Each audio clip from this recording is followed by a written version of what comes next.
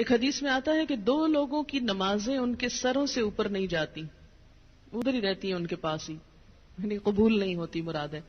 ایک وہ عورت جو اپنے شوہر کی نافرمان ہو، پھر یاد رکھیں وہ شرط کے ساتھ، اللہ کی نافرمانی میں نہیں، اللہ کی فرما برداری میں شوہر کی فرما برداری۔ اللہ تعالیٰ کی ذات اوپر ہے، جو حکم شوہر کا اللہ کی مرضی کے مطابق ہوگا اس کو ماننا، لیکن ایک بات اللہ کی مرضی کے مطابق ہے لیکن شوہر کی بات نہیں مانی جا رہی، تو ایسی عورت کی نماز اس کے سر سے اوپر نہیں جاتی، اور دوسرے اس غلام کی نماز جو اپنے آقا سے بھاگ جائے جب تک کہ واپس نہ آ جائے۔ ایک اور حدیث میں آتا ہے عورت شوہر کے معاملے میں کسی دوسرے کی بات نہ مانے، کسی دوسرے کی، حتیٰ کہ پیرنٹس کی بھی۔ آپ کو پتا ہے کہ والدین کی اطاعت فرض ہے۔ اللہ تعالیٰ نے قرآن پاک میں کیا کہا؟ اللہ کی عبادت کرو اور ماں باپ کی بات مانو۔ لیکن جب ایک عورت کی شادی ہو جاتی ہے تو اب اس کے لیے اس کا اصل گھر کون سا ہے؟ شوہر کا گھر ہے، اور اب اس کے لیے والدین کی اطاعت سیکنڈری ہے، شوہر کی اطاعت نمبر 1 ہو گئی ہے۔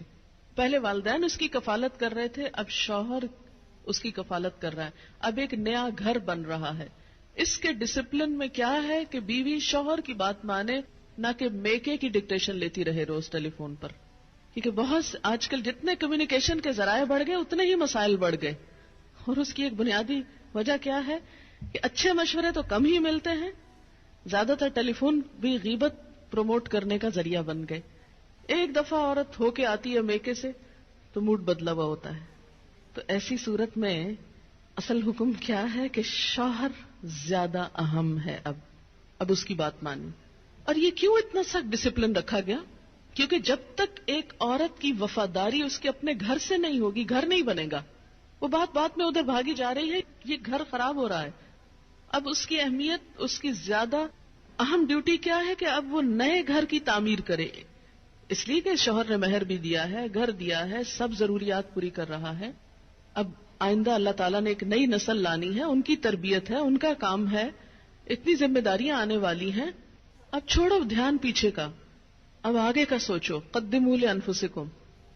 تو اس لیے، اور اللہ سے بڑھ کر ہمارے لیے مہربان، ہمارے لیے محبت کرنے والا، 70 ماؤں سے بڑھ کے پیار کرنے والا اور کون ہو سکتا ہے؟ یہ مشورے وہ ہم کو دے رہا ہے، یہ رہنمائی وہ ہمیں دے رہا ہے، جو بظاہر ہمیں کڑوی نظر آتی ہے لیکن اسی کڑوی گولی میں شفا ہے۔ تیسری چیز، مال کی، گھر کی حفاظت، پیسے ضائع نہ کرے۔ یہ نہیں کہ شوہر کے گھر، شوہر کے مال اور شوہر کی تنخواہ اور شوہر کی پراپرٹی میں سے چھپ چھپا کے میکے والوں کو مت بھیجتی رہے۔ بہت سے فساد اس وجہ سے ہوتے ہیں کہ سسرال کو دینے کے لیے تو نمبر 2 مال ہوتا ہے، اور میکے کو بھجوانے کے لیے پسندیدہ چیز۔ قدرتی بات ہے کہ انسان کی جو اٹیچمنٹ ہوتی ہے وہ ماں باپ سے بہت زیادہ ہوتی ہے۔ ایک ایسی خیرخواہی ہوتی ہے جس میں دنیا کی کوئی دوسری چیز شریک ہی نہیں ہو سکتی۔ ظاہر ہے جنہوں نے جنم دیا، جنہوں نے پالا پوسا، ان کے ساتھ محبت اور خیرخواہی کیسے نہ ہو، وہ تو ہوگی، لیکن اس کی بھی حدود ہیں، وہ حد سے آگے نہیں بڑھنی چاہیے کہ شوہر کما کے لائے اور ہر وقت عورت شکوہ کرے، پورا ہی نہیں پڑتا، ہوتا ہی نہیں، ہے ہی نہیں، یہ بھی نہیں، وہ بھی نہیں، وہ بھی نہیں، اور پیسے بٹورتی چلی جائے اور ادھر سے چھپ چھپا کے دوسری طرف دیتی چلی جائے۔ نہیں، حتیٰ کہ فی سبیل اللہ بھی اگر عورت کو دینا ہے تو شوہر کی رضامندی ضروری ہے، یعنی شوہر کا مشورہ بھی ہونا چاہیے اس میں۔ تو کسی عورت کا اپنے شوہر کو حقیر سمجھنا یا اس معنی میں ایکول سمجھنا کہ گھر کی کنگڈم میں وہ اپنے آپ کو بالکل برابری کے اس طرح درجے پر رکھے، وہ للرجال علیہن درجہ کو کنڈیم کرے اور شوہر کی کوئی بات چلنے نہ دے اور کہ ہر بات اور ہر حکم میرا چلے گا، تو یہ نشوز ہوتا ہے۔ نشوز کا مطلب ہے اٹھنا۔ وہ پیچھے جو فالصالحات و قانتات ہے نا، تو قانتات میں کیا ہے؟ عاجزی، اور نشوز کیا؟ اس کا اپوزٹ۔ تو وہ عورت کا جو رول ہے سبمسو ہونے کا، وہ چھوڑ کر وہ دوسرا رول ادا کرنے لگے، تو اللہ نے جب مرد کو قوام بنایا اور ان کے لیے ایک درجہ رکھا، گھر کی کنگڈم میں انہیں ہیڈ قرار دیا، تو اس کے لیے ضروری تھا کہ ان کے پاس اتھارٹی بھی ہو۔ اور پھر دوسری بڑی بات یہ کہ وَبِمَا أَنفَقُوا مِنْ أَمْوَالِهِمْ، وہ اپنے مال میں سے خرچ کرتے ہیں، تو جو مال خرچ کر رہا ہے اس کا حق ہے کہ پھر گھر اس کی مرضی کے مطابق بھی ہو. اگرچہ عمومی طور پر تو کیا ہوتا ہے، وہ لا کے مال بیوی کو دے دیتا ہے اور وہ جیسے چاہتی ہے خرچ کرتی ہے. اب اس کا یہ مطلب نہیں کہ عورت اپنے شوہر کے مشورے کے بغیر جو چاہے مال کو جس طرح چاہے لوٹائے، جو چاہے کرے. نہیں، پھر گھر کی خوشحالی کا انحصار اس بات پر ہے کہ عورت اپنے شوہر سے مشورہ کرے. فالصالحات، پس نیک عورتیں، صالح عورتیں، ان کی سب سے بڑی خوبی کیا ہے؟ ایک نیک عورت کی سب سے بڑی خوبی قانتات، اطاعت گزار ہیں، بات مانتی ہیں. قنوت کا ترجمہ دو چیزیں ہوتی ہیں، ایک عاجزی اور ایک دوام. عاجزی کے ساتھ اطاعت اور مسلسل اطاعت. یہ نہیں کہ جب کوئی مرضی ہو، مقصد ہو، کوئی ضرورت ہو تو خوشامد کر لی اور اس کے بعد تو کون اور میں کون. نہیں. فالصالحات قانتات، نیک عورتیں شوہروں کی تابعدار ہوتی ہیں، اطاعت گزار ہوتی ہیں، فرما بردار ہوتی ہیں. اس کی وضاحت نبی صلی اللہ علیہ وسلم کی ایک حدیث بہت اچھی طرح کرتی ہے. ابن ماجہ کی روایت ہے.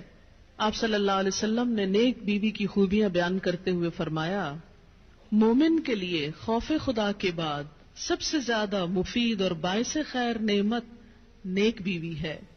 جب وہ اس سے کسی کام کو کہے تو خوشی سے کر دے، جب وہ اس پر نگاہ ڈالے تو اس کو خوش کر دے.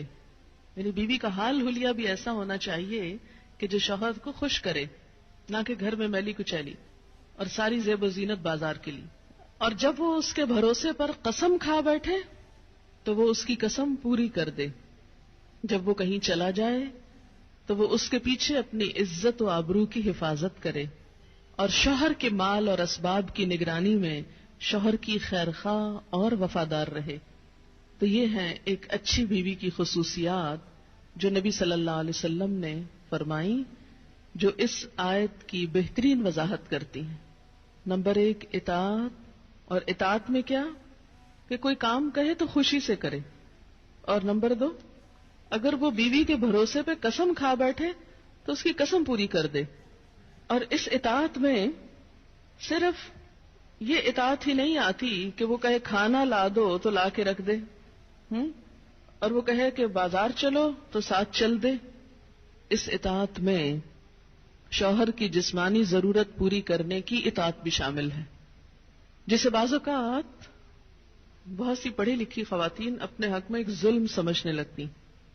ایک دفعہ کہیں میری ملاقات ایک خاتون سے ہوئی، کیمبرج یونیورسٹی سے انہوں نے لا میں ایم فل کیا تھا. تو مجھ سے کہنے لگی کہ میرا ایک مسئلہ ہے. میں نے کہا بتائیے. کہنے لگی کہ میرا شوہر مجھے ریپ کرتا ہے میری مرضی کے بغیر. میں نے کہا قانون پڑھ کے قانونی ٹرمز ہی گھر میں بھی استعمال ہوں گی. شوہر اور ریپ، میرا تو سر چکرا گیا.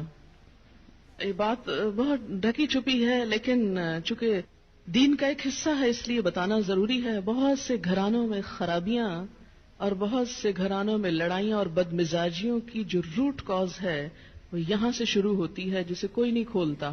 نہ کوئی ماں بتاتی ہے، نہ کوئی استاد بتاتا ہے، نہ کوئی اور اچھا مشورہ دیتا ہے کہ اس معاملے میں اللہ نے شوہر کو حق دیا ہے اور عورت پر لازم کیا ہے کہ وہ شوہر کی اطاعت کرے. اور اس میں وہ حدیث آپ نے سن رکھی ہوگی اور عورتوں کو سنانے میں بڑی مشکل پیش آتی ہے مجھے ہمیشہ، اور عورتیں ایک دم اوفینڈ ہونے لگتی ہیں. لیکن بات یہ ہے کہ چونکہ اللہ کے رسول صلی اللہ علیہ وسلم نے فرمایا ہے اور ہم ان کا نام سن سن کے روتے ہیں محبت میں اور نعتیں سن سن کے جھومتے ہیں، تو یہ حکم بھی آپ کا مان لینا چاہیے اور اس حدیث کو بھی سن لینا چاہیے اتنی ہی خوشی سے جتنی خوشی سے ایک نعت سنتے ہیں. نبی صلی اللہ علیہ وسلم نے فرمایا، جب مرد اپنی بیوی کو اپنے بستر پر بلائے اور وہ نہ آئے تو صبح تک فرشتے اس پر لعنت کرتے ہیں. بخاری کی روایت ہے، کتاب النکاح.